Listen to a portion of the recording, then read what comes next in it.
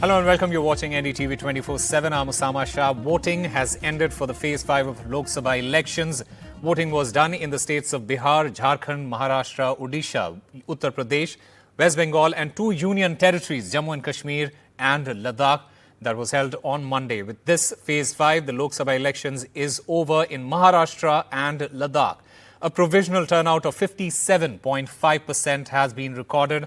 A record voter turnout in Baramulla has been recorded in 4 decades, where 59.49% of voter turnout was recorded. Now, some of the big faces that were in the fray were Rahul Gandhi, Smriti Irani and Piyush Goyal. All 6 seats in Mumbai. Voting has closed in all 6 seats in Mumbai, and the fate of 116 candidates in Mumbai has been sealed in the EVMs.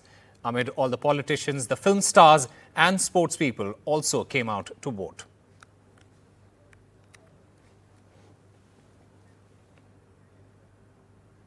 An SIT has submitted the report on Andhra Pradesh poll violence, post-poll violence. The SIT has submitted a 150-page report to the DGP. The report says that the offences are extremely serious in nature and that the groups have indulged in stone pelting.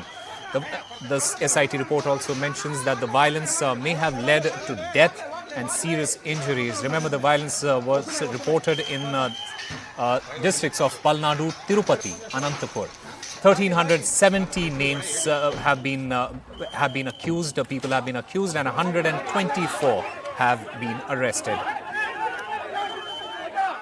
Special investigation team that was constituted by the Andhra Pradesh DGP on the orders of the Election Commission to probe into the post-poll violence in Andhra Pradesh has submitted its report. The EC had said the report should be submitted within 48 hours, and therefore 12 sub-teams were formed and sent to different locations, and they have now submitted their report.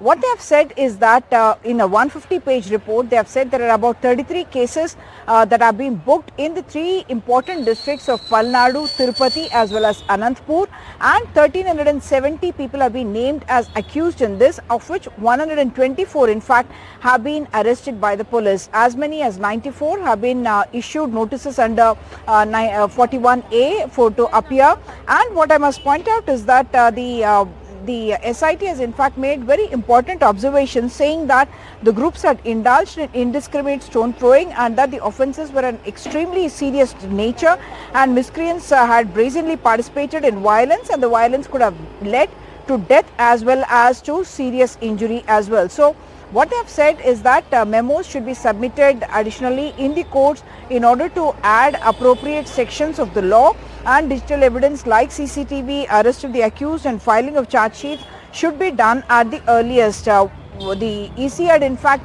said that there would be central forces, central armed police forces, about 25 companies that will be deployed, that will stay deployed in Andhra Pradesh even 15 days after counting, because there is apprehension that violence can break out at any time, and therefore flag marches are happening in these vulnerable areas. All the police officers, senior police officers, were either transferred or they were suspended. In fact, the inquiry was also meant to look into any kind of lapses, negligence or not adequate supervision being done, because of which the violence had broken out in Andhra Pradesh. The Enforcement Directorate has written to the Ministry of Home Affairs alleging irregularities in the collection of foreign funds by Aam Aadmi Party in violation of the Foreign Contribution Regulation Act. Now, the ED has written to the Home Ministry saying that the parties can't take foreign funds, and these funds are coming from Canada, United States, Australia, New Zealand, Saudi, UAE, Kuwait and Oman. The Aam Aadmi Party, it also alleged, the ED also alleged that the Aam Aadmi Party has concealed the real identity of the foreign donors, and that the foreign donation has been deposited to Aam Aadmi Party's account. They also allege that this is siphoning of foreign funding by Aam Aadmi Party leaders. Now, the Aam Aadmi Party has retorted, saying that this is not ED's action, but in fact BJP's action. That it is BJP's conspiracy to defame Aam Aadmi Party, and that more such allegations will be made in the next 4 days, is what the Aam Aadmi Party says. ED के माध्यम से एक नया षड्यंत्र Bharatiya Janata party लेके आई है। आज ED ने एमएचए को एक चिट्ठी लिखी, कहते हैं कि हम आम आदमी पार्टी पर केस कर रहे हैं, इन्होंने गलत तरीके से डोनेशन ली, इन्होंने विदेशों से डोनेशन ली। मैं भारतीय जनता पार्टी को यह बताना चाहती हूं, आम आदमी पार्टी ने जब से ये पार्टी बनी है पूरी ट्रांसपेरेंसी से एक एक रुपए का चंदा लिया है। ईडी की जो जानकारी आ रही है सामने कि 2014 से 2022 के बीच में लगातार विदेशों से गलत तरीके से पैसे वसूले गए हैं, इनके पर्सनल अकाउंट्स में आए हैं और ये वो देश हैं जो भारत के दोस्त नहीं माने जाते। लगातार विदेशियों से फंडा लेना, लगातार विदेशियों से चंदा लेना, लगातार विदेशियों से पैसा लेना और देश के दुश्मनों से हाथ मिलाना, ये आम आदमी पार्टी का चरित्र है। अगर इनको लगता है कि ये आरोप झूठे हैं तो कानून का शासन है देश में, जाए कानून का दरवाजा खटखटाएं। And temperatures continue to rise in the north of India. The IMD has issued red alert for Delhi and 3 other states. Now, Delhi's temperature crossed 47 degrees and the heat wave conditions has prevailed in the states of Punjab and Haryana.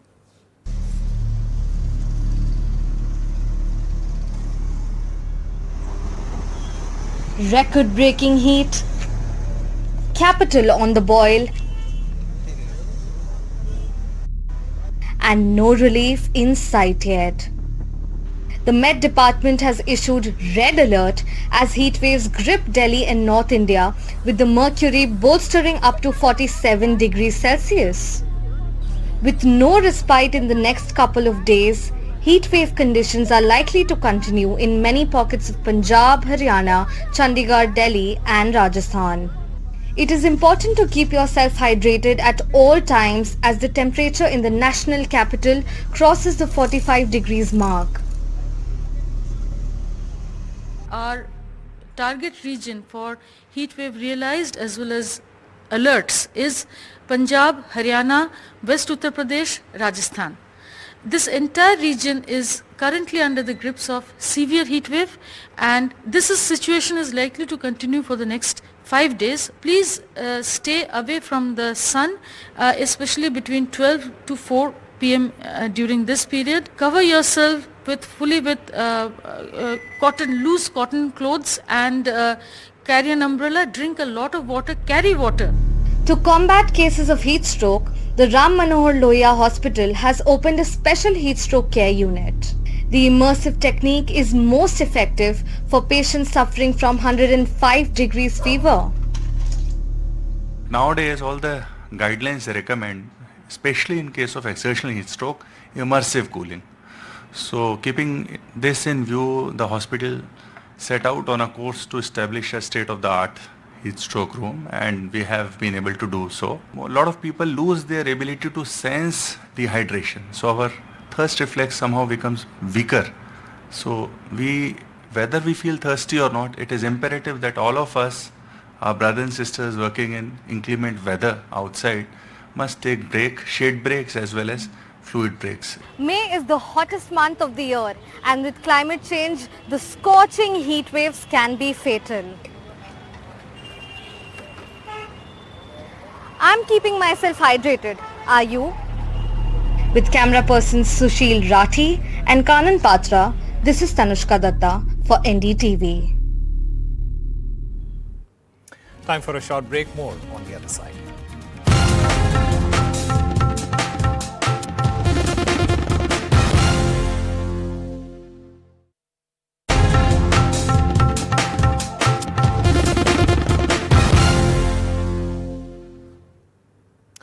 The 17-year-old boy at the wheel of the speeding Porsche that hit a bike in Pune Saturday night, killing a man and a woman, was out on bail 15 hours after he was arrested. His lawyer Prashant Patil said a court has granted bail to the minor on certain conditions.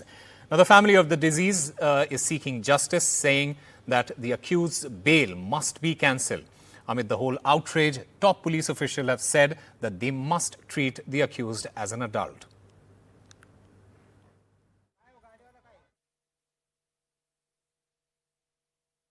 मैं यही चाहूँगा कि वो लड़का police custody में रहे, उसकी जो बेल हुई है वो खारिज हो जाए और उसको सख्त से सख्त सज़ा मिली है। मैं यही चाहूँगा क्योंकि वो लड़की जिसने कुछ नहीं देखा, उसकी कोई गलती नहीं थी, इसके बावजूद वो आज हमारे बीच में नहीं रही। बहुत ही प्रतिभाशाली बच्ची थी, बहुत ही हंसमुख स्वभाव था।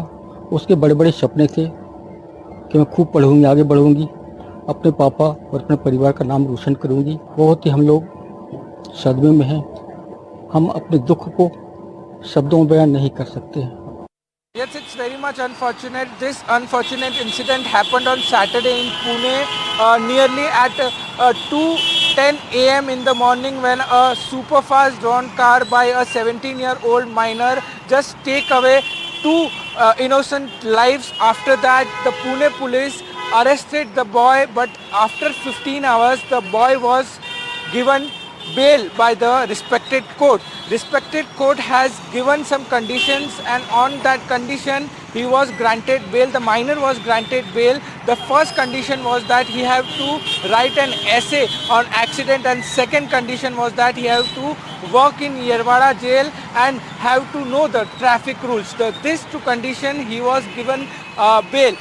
After 15 hours he was granted bail. Continuously the police is trying to find out the reason what has happened in this incident, and with the investigation going on, the Pune police has now filed a complaint against the father of the accused and the bar owner, where this minor drank and after that he ride the car. The most important information that we are getting is that the car in which the minor was riding, so in the car there were total 3 people, but there was driver also, but the minor has said driver to go home and he will ride the car. So there are many excepts to this particular incident which is happening. The residential of the Kalyani Nagar where this incident happened, they are continuously trying to ask the Pune police that why no precautionary measures were taken. The Chief Prosecutor of the International Criminal Court, Karim Khan, announced he is seeking arrest warrants for Israeli and Hamas leaders, including Israeli Prime Minister Benjamin Netanyahu. This is in connection with their actions during the 7-month war between Israel and Hamas. Khan said that he believes they are responsible for war crimes and crimes against humanity in the Gaza Strip and Israel. Meanwhile, US President Joe Biden, in a sharply worded statement, rejected the ICC Chief Prosecutor's demand for the arrest of Netanyahu and the Israeli Defense Minister, saying, whatever this prosecutor might imply, there is no equivalence, none, between Israel and Hamas.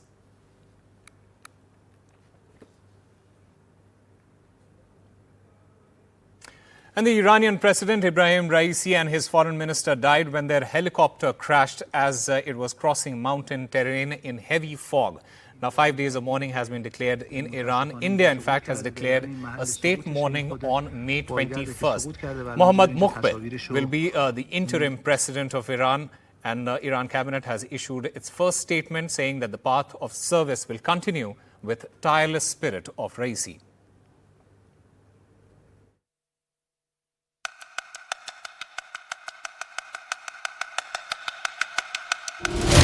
Iranian President Ibrahim Raisi, long tipped to be the next supreme leader, was killed in a helicopter crash on Sunday as per the Iranian state media.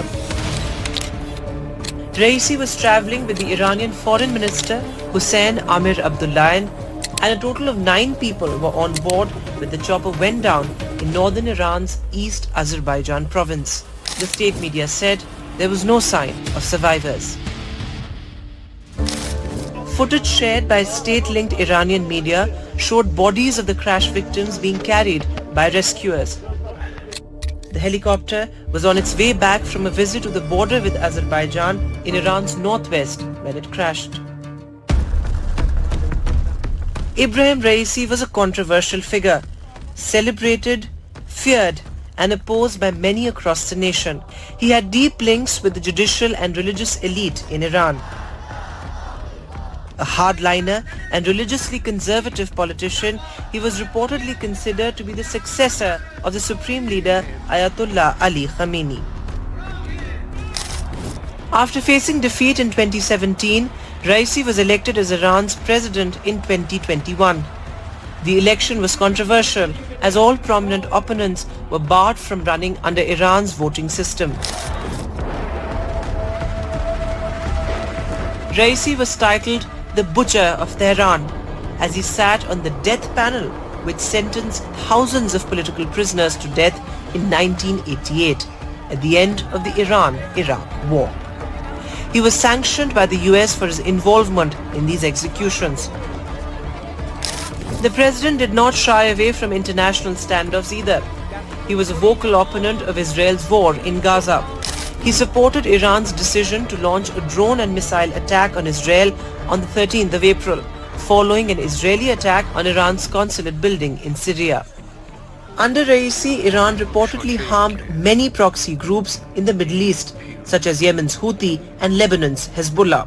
Raisi's leadership faced frequent criticism over women's rights issues and economic woes. Iran's security services have been cracking down on dissent ever since the nationwide protests in 2022 in the wake of Mahsa Amini's death. Amini had died in custody of Iranian authorities after getting arrested for allegedly violating Iran's mandatory headscarf law.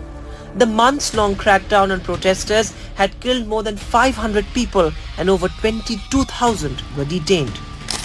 Raisi was the second most powerful person in the Islamic Republic's political structure after the supreme leader. During his term, Iran enriched uranium closer than ever to weapons-grade levels, which further escalated tensions with the West. Iran also supplied bomb-carrying drones to Russia for its war in Ukraine. Iran's first vice president, Mohammad Mukhber, has been appointed president, and reports suggest that it's likely new elections will have to be held within 50 days. Despite conflicting opinions about Raisi, he was undeniably influential and powerful. The news of his death has left Iranians shocked and uncertain of the country's future.